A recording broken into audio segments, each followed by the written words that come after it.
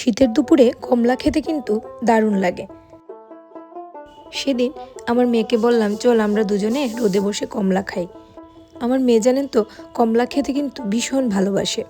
অনেক ধরনেরই ফল আছে যেগুলো খাওয়াতে খুব সমস্যা হয়, কিন্তু মালটা কমলা সেগুলোর কথা শুনলে মেয়ে এক কথায় রাজি হয়ে যায়। সেদিন না মেয়ের সাথে কমলা খেতে খেতে ওকে শোনাচ্ছিলাম আমরা কিভাবে আগে 3 বোন রোদে বসে একসাথে কমলা খেতাম। আর আমাদের 3 বোনের সে কি ঝগড়া তখন, কে কার থেকে বেশি খেতে পারে। মেয়েকে দুপুরে কমলা খাইয়ে তারপরে আমি চলে গেলাম মেয়ের জন্য রান্না করতে। এখন যেহেতু আমাদের উইন্টার ভ্যাকেশন চলছে, তাই আমি ওর রান্নাটা একটু ধীরে সুস্থেই করে থাকি। সেদিন দুপুরে ওর জন্য বানিয়েছিলাম পালং পনির, আর আমার মেয়ে এটা খেতে ভীষণ পছন্দ করে। ভাতের সাথে পালং পনির থাকলে ওর আর কিচ্ছু চাই না। দুপুরের খাওয়া দাওয়া সেরে মেয়েকে ঘুম পাড়িয়ে রেখে আমি চলে এলাম আচার বানাতে। সেদিনের ভিডিওতে আমি আপনাদেরকে দেখিয়েছিলাম জলপাইগুলো আমাকে আমার মা দিয়েছিল। সেগুলো না একদম পচে যাচ্ছিল, তাই ভাবলাম এখন আর দেরি করা চলবে না, এগুলো দিয়ে অল্প করে হলেও একটু আচার বানিয়ে ফেলি। জলপাইয়ের আচারটাও না আমি প্রথমবারই বানালাম। খেতে কেমন হয়েছে আমি নিজেও জানি না।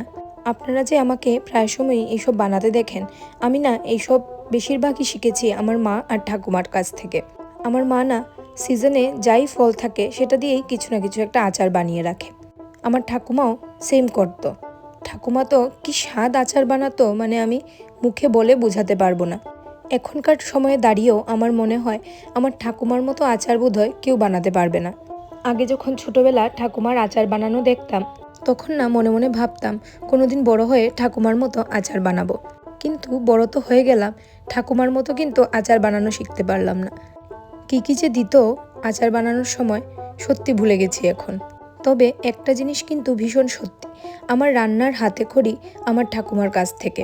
আমার ঠাকুমাকে আমরা ঠাম্মা বলে ডাকতাম। এখন যখন রান্না করতে যাই তখন না এমন কোনো দিন হয় না আমি ঠাম্মাকে মিস করি না। প্রত্যেকটা রান্নায় ঠাম্মার কথা মনে হয়। ঠাম্মা ওইটা বানাতো ভালো, ওইটা ওইভাবে করতো। চেষ্টা করেও কিন্তু সেভাবে বানানো যায় না।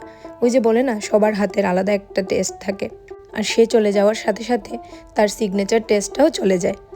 আপনাদের সাথে কথা বলতে বলতে জলপাইয়ের আচারটাও আমার বানানো হয়ে গেল।